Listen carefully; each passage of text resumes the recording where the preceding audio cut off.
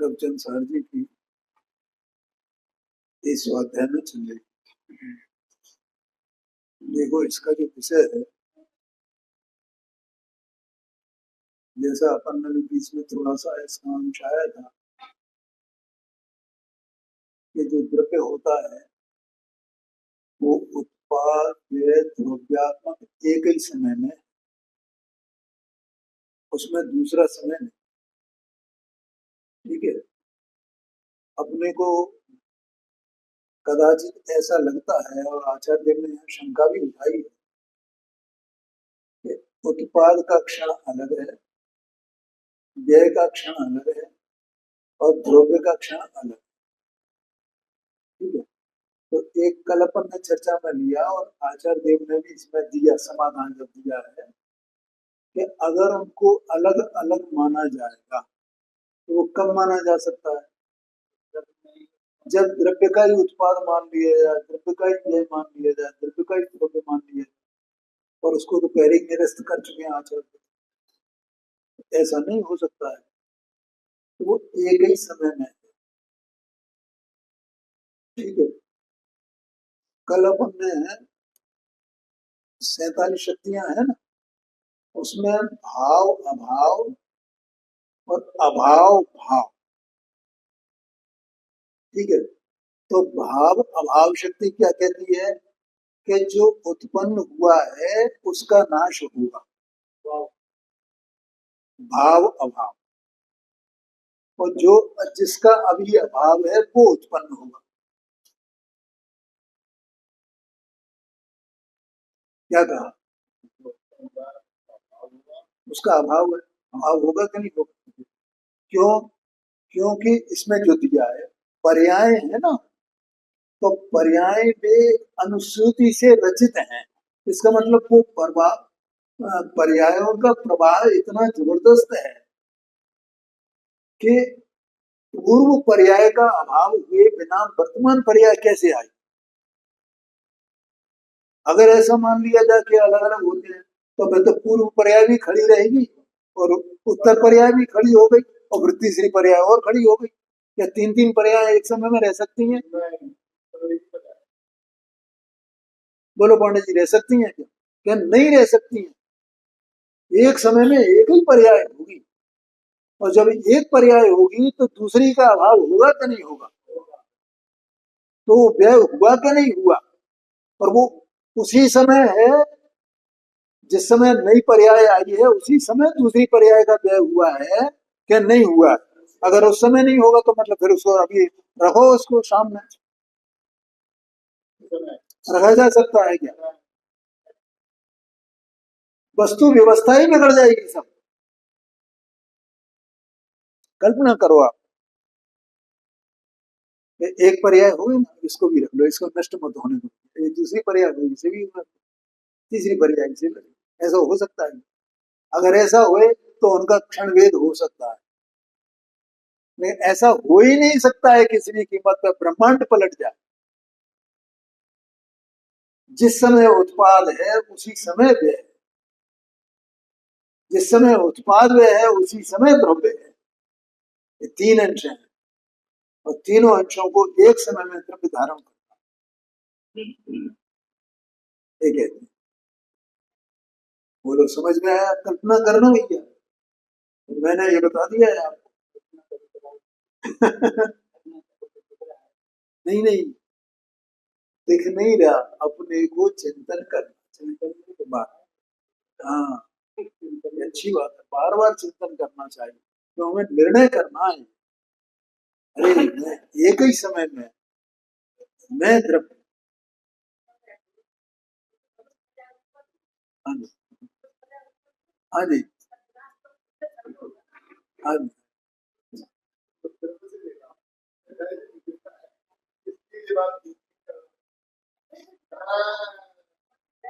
कोई बात नहीं। अभी वो बात भी आएगी इसमें, 104 नंबर की गाथा है, उसमें ये बात आ जाएगी। पहले अनेक द्रव्य पर्याय की बात करेंगे, फिर एक द्रव्य पर्याय की नहीं, हाँ 103 नंबर की गाथा में ही आएगा। अनेक द्रव्य पर्याय है ना, मनुष्य पर्याय। मनुष्य पर्याय कैसी है? अनेक द्रव्य, क्योंकि अनेक द्रव्य है ना, ये है और ये अंदर में चेतन वस्तु, तो अनेक द्रव्य पर्याय हो गई। और एक द्रव्य पर्याय माने कि एक ही द्रव्य की जो गुण होते हैं उन गुणों का जो परिणाम होता है वो एक ही एक द्रव्य पर्याय। दोनों प्रकार के पर्याय बताएं, गुण पर्याय और द्रव्य पर्याय। तो यहाँ उनको नाम दिया आचार्य ने अनेक द्रव्य पर्याय और एक द्रव्य पर्याय, ऐसा नाम दिया। ठीक है, तो इस प्रकार से वो अभी आपकी शंका है ना, वो निराधार है।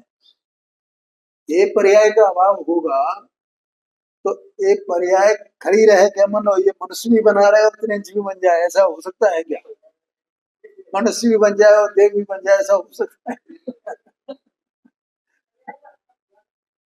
हाँ जी, तो पर्याय का अभाव हुआ तो एक समय में एक ही पर्याय तो रहेगी ना, या दो पर्याय हो जाएंगे, यही तो अपन चर्चा कर रहे हैं ना। अगर वो दोनों बनी रहे हैं तो दोनों का अलग अलग क्षण है कि ये उत्पन्न हो गई भैया और इससे ये व्यय होने वाली है, देख लो ये खड़ी है, ये व्यय होने वाली है, देख लो ये उत्पन्न होने वाली है, ऐसा है क्या? नहीं है, वो उत्पाद व्यय एक ही समय में है पर्याय। ये बात अब इसको आचार्य खुद अपने शब्दों में बताएंगे, वो अपन पढ़ेंगे। ठीक है, इतना ये अपने को रिवीजन करना था इसमें। और अब अपन 103 नंबर की गाथा। अच्छा, इसका ये दृष्टांत हो गया था क्या? हाँ हाँ, दृष्टांत रह गया।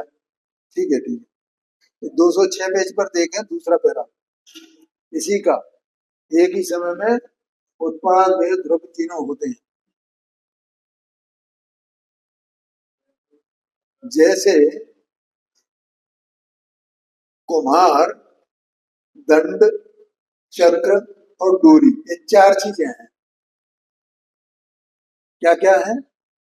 एक तो कुम्हार है, कुम्हार भी एक चीज है, दंड भी एक चीज है, चक्र भी एक चीज है और डोरी भी एक चीज है। इन चारों के द्वारा आरोपित किए जाने वाले संस्कार की उपस्थिति में,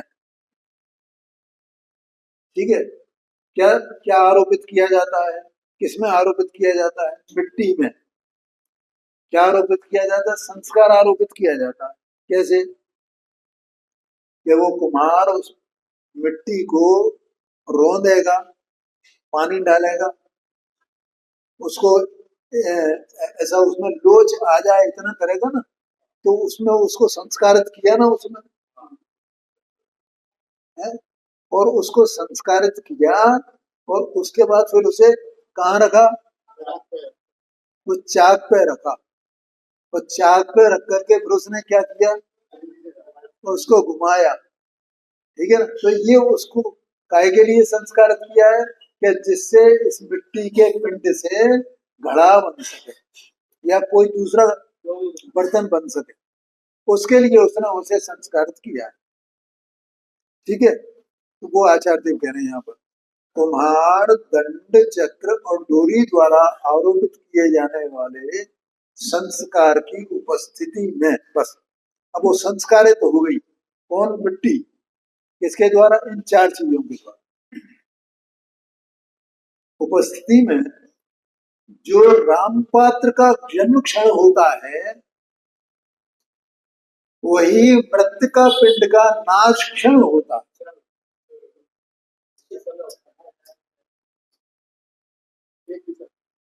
अब बोलो इसमें किसको विरोध है? कि जिस समय वो रामपात्र बना है उस समय मृत का पिंड का नाश हुए बिना वो रामपात्र बन सकता है कि भैया? तो भाई कबीर भाई विचार करना, नहीं बन सकता। एक अवस्था का अभाव हुए बिना दूसरी अवस्था हो ही नहीं, ये तो एक बात है। लेकिन वो अवस्था का, एक अवस्था का अभाव होना और दूसरी अवस्था का उत्पन्न होना, इन दोनों का काल अलग अलग नहीं है। समझ गए ना? दूसरी अवस्था का उत्पन्न होना उसी समय पूर्व अवस्था का व्यय होना। अरे कई बार मैं उंगली का उदाहरण देते ही देता हूँ आपको। जैसे उंगली, ठीक है। अब इसकी ये अवस्था है उंगली की। उंगली मान लो ध्रुव है और इसकी ये अवस्था है उंगली की, और ये होगी। तो एक ही समय में पूर्व अवस्था का व्यय और नई अवस्था का उत्पाद, और ध्रुव अपने में रहा का नहीं रहा? बिल्कुल रहा। जिस समय उस अवस्था का व्यय हुआ है उसी समय इसकी नई अवस्था हुई है, और ध्रुवता तो पड़ी हुई है उसमें, उंगली उंगली है। ऐसा इसमें किसको विरोध है बताओ? ऐसा हो ही नहीं सकता कि ये उंगली की दो अवस्थाएं एक ही समय एक समय में बनी रहे, ये भी बनी रहे और ये भी बनी रहे। ऐसा ऐसा दोनों अवस्था हो सकती है? बोलो पांडे जी, हो ही नहीं सकता। और ये अवस्था पर्याय है ही है। तो एक अवस्था का उत्पाद, दूसरी अवस्था का व्यय, और ध्रुव उसमें पड़ा हुआ है, ऐसा समझना। देखो यहाँ का वही, माने जो रामपात्र का जन्म क्षण होता है वही वही क्षण मृतिका पिंड का नाश क्षण होता है, और वही दोनों कोटियों में रहने वाले मिट्टीपन का स्थिति क्षण है, दोनों कोटियों में। हाँ जी, पिंड के अभाव में, रामपात्र के जन्म में, दोनों में वो मिट्टी स्थिर रहती है। जो रामपात्र बना है तो उसमें भी मिट्टी है ना, और मृतिका पिंड का अभाव हुआ है तो उसमें भी मिट्टी है ना। इसी प्रकार अंतरंग और बहिरंग साधनों द्वारा किए जाने वाले संस्कारों की उपस्थिति में, भैया अभी ये मैंने वाणी का उदाहरण लिया था, तो वाणी क्षण क्षण, तो पूर्व पर्याय के भैया उत्तर पर्याय। अब यही तो ये संस्कार करने वाला है ना, ये इसको वाणी को संस्कार किया जाता है। जैसे कुमार वो करता है, अब हर जगह ये लगा दो आप। पंडित जी साहब ने मोक्षमा प्रकाशित जी में लिखा हुआ है, तो कौए का उदाहरण दिया है ना वहां, तो बोला है उसको उसको संस्कार से उसका अभ्यास, संस्कार शब्द लिया है, उसका अभ्यास है उसे। हाँ जी हाँ, ऐसे ये उपयोग है ना, कितना फास्ट है ये पांचों इंद्रियों में, ये एक से दूसरी में, दूसरी से तीसरी में। तो ये भी तो उत्पाद है, हुआ कि नहीं हुआ? एक अवस्था का व्यय, दूसरी अवस्था का उत्पाद, एक अवस्था का व्यय, दूसरी अवस्था का उत्पाद, हो ही रहा है हर समय। उपयोग का उत्पाद है, उत्पाद है, उत्पाद है, उत्पाद है, चल रहा है। और उपयोग में वो स्वभाव ज्ञान का पड़ा ही हुआ है, नहीं तो वो उपयोग क्या कौन कहेगा उसको? है? उसे उपयोग कौन कहेगा? यदि मृत्यु का पिंड है तो उसमें भी मिट्टी का स्वभाव है, और रामपात्र का जन्म हुआ तो उसमें भी मिट्टी का स्वभाव है। तो अगर वो मिट्टी नहीं हो तो उसे कौन रामपात्र कहेगा, कौन मृत्यु का पिंड कहेगा? ठीक है, और वे तीनों एक साथ हैं। यहाँ का वो संस्कार उत्पन्न किया जाता है संस्कारों की उपस्थिति में, जो उत्तर पर्याय का जन्म क्षण होता है। उत्तर माने अगली, अगली पर्याय का जन्म क्षण होता है, वही पूर्व पर्याय का मान पिछली पर्याय का नाश क्षण होता है। उंगली का उदाहरण देकर के मैंने बताया करना भैया, अपनी अपनी उंगली ऐसे करके, ऐसे अपने चिंतन करो, विचार करो। और वही दोनों कोटियों में रहने वाले द्रव्यत्व का स्थिति क्षण होता है। ठीक है, देखो जैसे अपने को, मैंने मति ज्ञान श्रुति ज्ञान का उदाहरण मैं आपको देता हूँ, दिया का नहीं दिया, और आचार्य देव ने उसमें अल्प ज्ञान और पूर्ण ज्ञान का उदाहरण दिया। कहीं भी लगा सकते हैं, साधक अवस्था और साध्य अवस्था। केवल ज्ञान होना वो साध्य अवस्था है, और केवल ज्ञान से पूर्व की अवस्था वो साधक अवस्था है। अब साधक अवस्था का व्यय और साध्य अवस्था का प्रकट होना, ये एक ही काल में है कि अलग अलग काल में?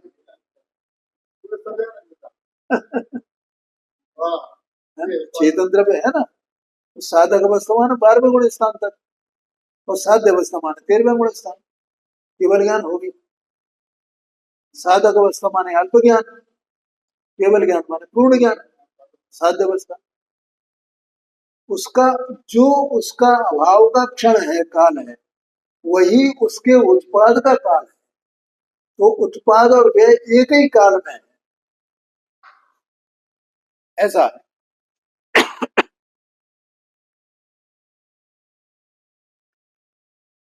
आगे कहते हैं, और जैसे राम पात्र में, मृतिका पिंड में और मिट्टीपन में उत्पाद व्यय द्रव्य प्रत्येक रूप में वर्तते हैं, वर्तते होने पर भी। रामपात्र में, रामपात्र में क्या वर्तता है? जन्म उत्पाद वर्तता है। मृतिका पिंड में क्या वर्तता है? व्यय वर्तता है। और मिट्टीपन में क्या वर्तता है? द्रव्य वर्तता है। ठीक है। प्रत्येक रूप में वर्तते होने पर भी वे अलग अलग वर्तते हैं, तो भी ये कह रहे हैं आचार्य। क्या बोला पाणी? राम पात्र के जन्म क्षण में क्या वर्तता है? उत्पाद वर्तता है। मृतिका पिंड के नाश क्षण में क्या वर्तता है? नाश में क्या वर्तता है? व्यय वर्तता है। और मिट्टीपन में क्या वर्तता है? द्रव्य वर्तता है। ये प्रत्येक अपने अपने में वर्तते हैं।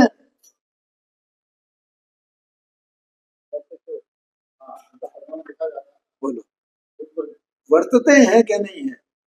वर्तते हैं। तीनों जिंदा रहते हैं। मृतिका का नाश भी जिंदा है, राम पात्र का उत्पाद भी जिंदा है, और मिट्टी का द्रव्य बना भी जिंदा है। कोई मरता नहीं है। प्रत्येक प्रत्येक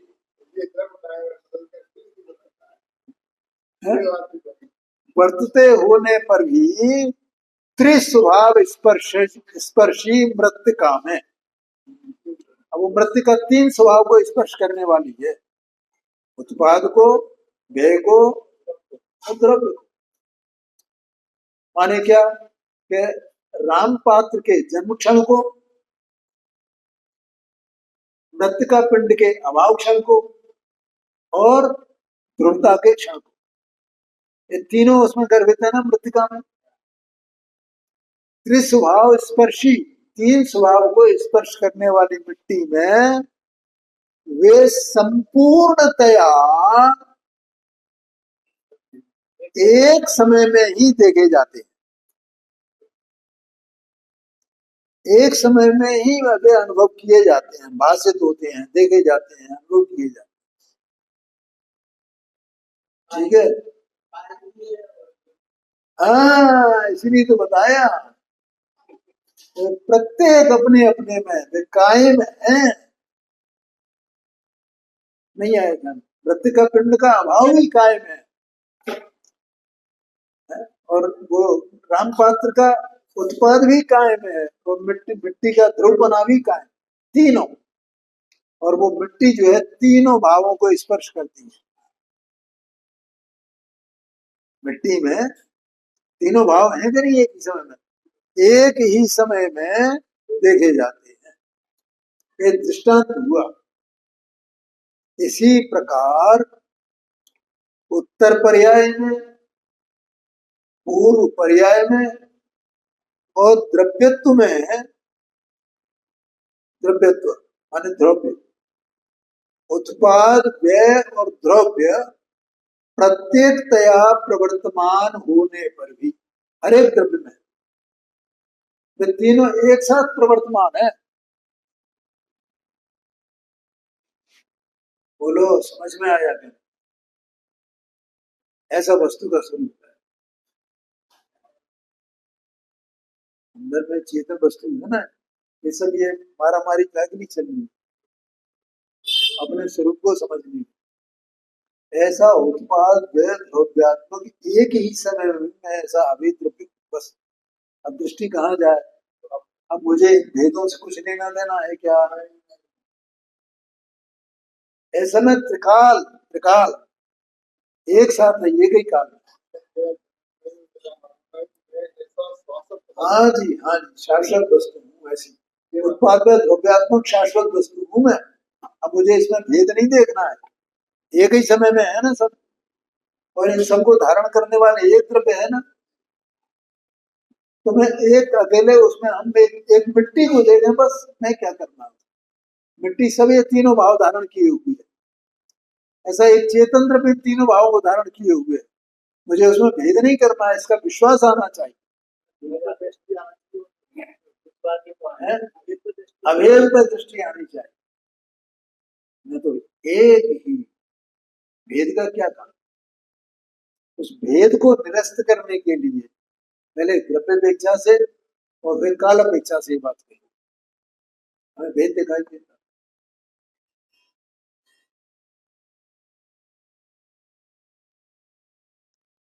इसी प्रकार उत्तर पर्याय में, पूर्व पर्याय में और द्रव्यत्व में उत्पाद व्यय और द्रव्य प्रत्येकतया प्रवर्तमान होने पर भी, मान उत्तर पर्याय में भी, वो हर पर्याय में एक एक समय की जो पर्याय, उत्तर पर्याय पूर्व पर्याय से मतलब ये हुई है, हर पर्याय में जितनी अभी तक की पर्याय हो गई, जितनी आगे होने वाली है, जो वर्तमान पर्याय है, उनमें सब में उत्पाद व्यय द्रव्य त्रित्व एक साथ ही विद्यमान है। प्रवर्तमान होने पर भी त्रिस्वभाव स्पर्शी द्रव्य में वे संपूर्णतया तीनों एक साथ एक समय में ही देखे जाते हैं। हाँ जी, हाँ जी, निशंक हो जाओ, निशंक। जीव में कुछ राग वाग है ही नहीं भाई, ये तो जीव का स्वरूप बता रहे हैं उत्पाद द्रव्य। कहाँ राग की बात इसमें आती है?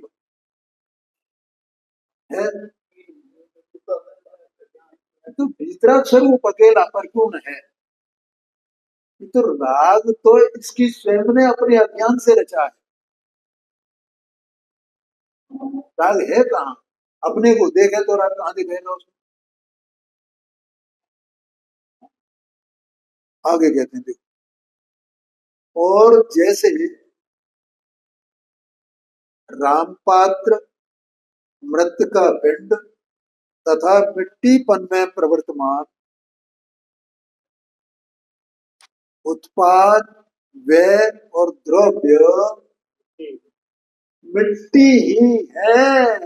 ये अब वो बात आ रही है जो अपन ने पहले कर, सब क्या है? उत्पाद में भी मिट्टी है, व्यय में भी मिट्टी है, और द्रव्य में भी मिट्टी है। जो उसका उत्पाद हुआ ना रामपात्र का, उसमें मिट्टी है क्या नहीं है? और जो उसका अभाव हुआ है मृत का पिंड का, उसमें मिट्टी है क्या नहीं? और द्रव्य में मिट्टी है क्या नहीं? सब में मिट्टी है। मिट्टी ही है, मन के सब, सब में मिट्टी नहीं है बल्कि सब मिट्टी ही है, अन्य वस्तु नहीं है, अन्य वस्तु नहीं है। उसी प्रकार उत्तर पर्याय, पूर्व पर्याय और द्रव्यत्व में प्रवर्तमान उत्पाद व्यय और द्रव्य द्रव्य ही है, अन्य पदार्थ नहीं है। ऐसा एक एक द्रव्य है। समझ में आया? तो ये अभी जो वो दृष्टांत जो पानी का मैंने बताया था, उसमें लगा सब, सभी इनका अपना अपना है ना, सब अन्य पदार्थ नहीं है। यहाँ तो अन्य पदार्थ से मतलब उत्पाद अलग हो, व्यय अलग हो, द्रव्य अलग हो, ऐसा नहीं है। वो सब में एक मिट्टी है बस, सब मिट्टी की अवस्था है, और सब मिट्टी है, हर अवस्था मिट्टी है। ऐसे हर अवस्था चेतन है, हर अवस्था चेतन है। तो चेतन है, कोई चेतन है बस, जो द्रव्य स्वरूप है ना मेरा, कल वो शाम को परप्रणति की बात आई थी।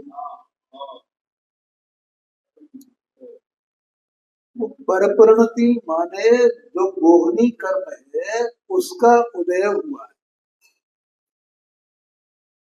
उसका उदय हुआ, उसका उदय होना और इसका अपने स्वभाव से चलित होना। ठीक है, तो वो तो उसका है। वो जो राग हुआ ना, वो राग क्या है? तो पर की परिणति है। आत्मा की परिणति क्या है? आत्मा की परिणति तो चेतन है। तो चेतन जो स्वरूप है, चेतन की जो पर्याय है, उस पर्याय में वो राग उत्पन्न हुआ है ना। लेकिन राग चेतन रूप हुआ है क्या? चेतन राग रूप हुआ है क्या? न तो चेतन राग रूप हुआ और न राग चेतन रूप हुआ। राग राग में रहा, चेतन चेतन में रहा।